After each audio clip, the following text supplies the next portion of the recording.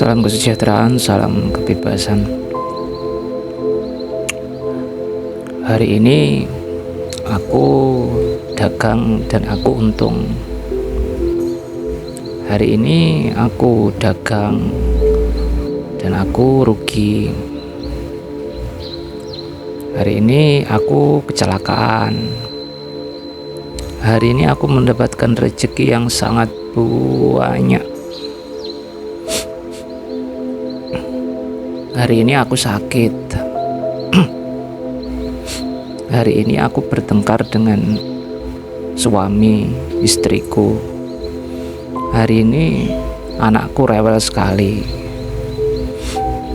Ya, banyak sekali kejadian nasib yang kita alami dalam kehidupan. Banyak sekali. Itu semua adalah ulah diri kita sendiri. Tapi kan kita belum menyadarinya. Belum menyadarinya, dan tahu-tahu ya muncul sesuatu yang seperti itu. Dan di situ pun kita menyalahkan segala sesuatu yang di luar. Gara-gara kamu aku seperti ini, gara-gara dia, gara-gara pemerintah yang seperti ini, makanya nasibku seperti ini. Sebenarnya tidak ada hubungannya sama sekali dengan si penyebab kejadian itu, dengan si perasa. Si perasa kan diri kita, tidak ada hubungannya sama sekali. Kejadian itu ada karena kita memiliki rasa itu. Semua hal itu terjadi pada kita karena adanya sebuah kepantasan. Kalau kita tidak pantas, ya tidak akan terjadi pada diri kita. Walaupun kita berada di tengah-tengah medan perang, kita berada dalam keadaan negara yang sedang krisis, negara yang terkena pandemi. Entahlah kejadiannya apa. Kalau kita tidak pantas untuk merasakan sesuatu itu, maka ya kita tidak akan merasa. Entah Tuhan mengaturnya seperti apa, kejadiannya seperti apa. Poinnya terletak pada rasa. Kita membedakan nasib baik buruk itu dari rasa. Kejadiannya terserah. Terserah. Dalam semua kejadian yang kita alami, yang datang pada kita, di sana kita diberi pilihan. Pilihan untuk memilih, mengambil atau tidak, mengambil rasanya atau tidak. Dan hanya manusia yang telah mengenal kesejatian hidupnya yang bisa melakukan ini. Karena apa? Karena melawan diri sendiri. Rasanya, melawan rasanya sendiri. Manusia yang belum mengetahui kesejatian hidupnya tidak akan mampu melawan rasanya sendiri. Akan tenggelam di lautan rasa-rasa itu. Bagaimana sang kesadaran itu terpleset, lalu dia singgah ke pikiran, singgah ke rasa, lalu memiliki sebuah keinginan, atau dia ya hanya sekedar tahu, cukup tahu saja. Menyadari diriku yang bla bla bla bla. Kan hanya beberapa manusia di sini yang ya yang tahu tentang rahasia itu. Seperti kemarin ketika kita bertanya, kita berkata pada saudara-saudara kita, Tuhan itu yang menentukan nasib. Maka ya seperti itu. Beda ketika kita berkata pada minoritas, kita berkata Tuhan itu yang menentukan nasib, ya arahnya pasti berbeda. Arahnya pasti berbeda. Sama seperti ketika Syekh Siti Jenar berkata Allah tidak ada, yang ada adalah Syekh Siti Jenar. Lalu beliau juga berkata Syekh Siti Jenar tidak ada, yang ada hanyalah Allah. Di situ ketika sang kesadaran itu jatuh terpleset. Apa bahasanya? Bahasanya apa? Jatuh terpleset. Maka ya aku berpikir, aku merasa, aku berkeinginan, aku bergerak. Sama seperti itu. Ketika aku berpikir, aku merasa, aku bergerak, ya aku adalah manusia. Aku adalah manusia. Ketika si manusia tidak ada, yang ada hanyalah aku. Ya, hanya seperti itu. Sebenarnya diri kita manusia ini sama seperti robot. Sama seperti robot. Mengapa seperti itu? Karena diri kita ini juga memiliki database, data penyimpanan tentang apa-apa yang harus kita lakukan, harus kita pikirkan, harus kita rasakan, harus kita inginkan. Ini tanpa kita sadari loh, tanpa kita sadari. Jadi diri kita manusia ini, sebelum kita mengetahui ini, berapa ya, 80% lebih diri kita ini sama dengan robot. Sisanya itu menyimpang dari database kita. Ya seperti itu. Nah, di sini kita masuk ke dalam diri lagi. Kemarin yang disebut dengan diri itu ada aku palsu dan aku yang asli. Aku yang palsu yaitu batiniah dan lahiriah. Batiniah terdiri dari pikiran, rasa, keinginan, serta lahiriahnya ya tubuh fisik kita ini. Aku yang asli adalah yang disebut dengan Tuhan.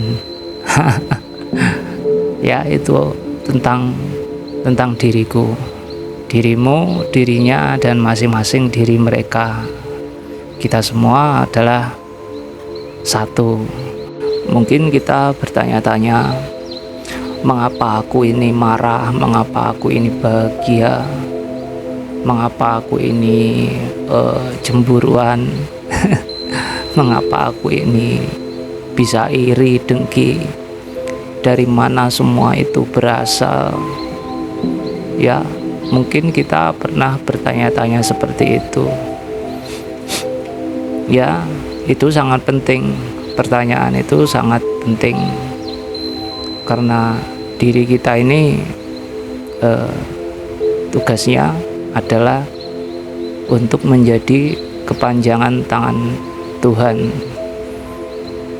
Dan setelah kita tahu apa itu kepanjangan tangan Tuhan, maka kita bisa mengotak-atik apa yang ada di dalam diri kita sendiri. Mengotak-atik mengapa aku bisa dendam, benci, marah, senang, bahagia, dan semuanya itu. Dan itu tertampil keluar melalui dunia fisik kita yang membuat kita memiliki nasib ini itu. Dulu kita belajar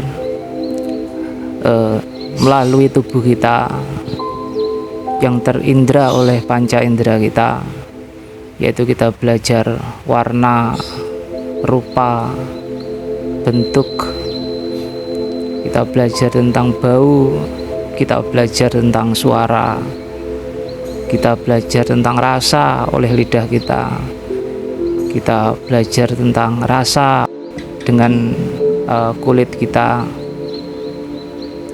Lalu kita juga belajar tentang sesuatu yang tidak terindra oleh panca indera kita, yaitu tentang rasa, tentang pemikiran.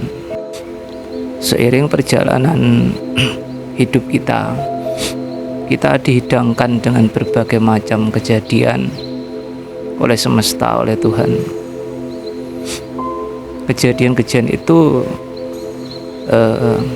Kejadian-kejadian itu akan membawa sebuah identitas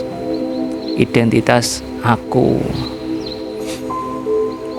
Kita marah, kita menanggapi sesuatu, lalu kita marah, kita menanggapi lagi sesuatu dengan sabar, kita menanggapi sesuatu lagi dengan iri, dengki, kita menanggapi sesuatu lagi dengan bahagia.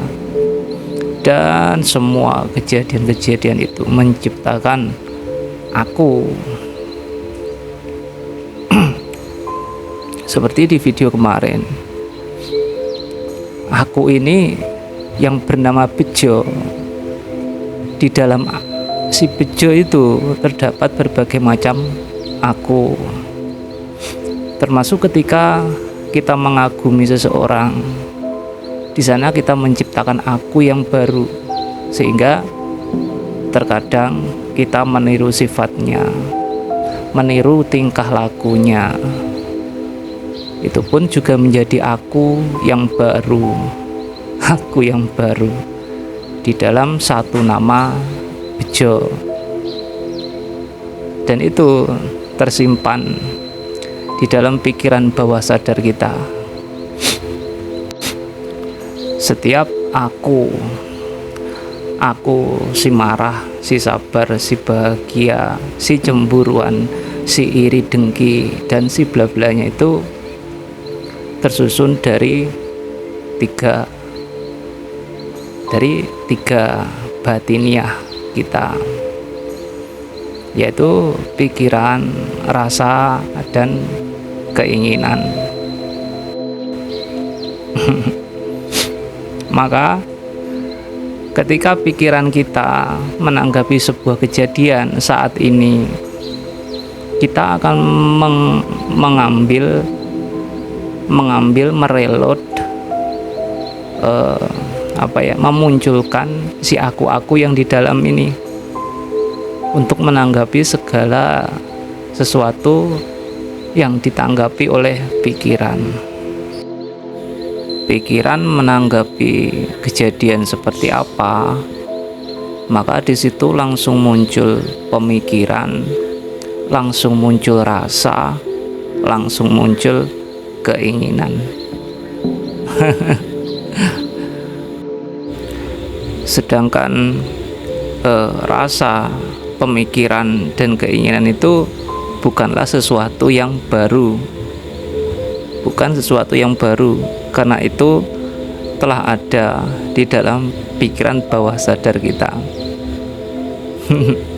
Jadi itu akan terus bermunculan, terus menerus bermunculan. Makanya yang di dalam kebalik yang di luar itu adalah cerminan yang di dalam. Yang di luar tidak akan bisa dirubah. Yang dirubah adalah yang di dalam, yaitu si aku-akunya itu. Kebanyakan dari kita ingin merubah nasib, tapi yang dirubah yang di luar. Makanya saya bilang kalau si Bejo itu adalah robot yang berjalan secara otomatis. Ketika pikiran sadar ego dia menanggapi kehidupan, ya wes bisa ditebak kebiasaan apa yang ada di dalam dirinya, ya itulah yang akan keluar. Jadi di sana terdapat perputaran. Perputaran apa? Ketika pikiran sadar menanggapi sebuah kejadian yang membuat dia marah, yang biasanya membuat dia marah, dan sekarang pun dia menanggapi dengan kemarahan, maka kelak ya ada saja yang akan membuat dia marah. Suami istrinya selingkuh lah, wow, akut banget. Dan ketika isi Bejo itu tidak ada perubahan sama sekali isinya, apakah nasibnya akan berubah? Ya enggak dong. Enggak bisa. Ya sedikit kita lanjutkan di part selanjutnya, nggih. Salam kesejahteraan, salam kebebasan.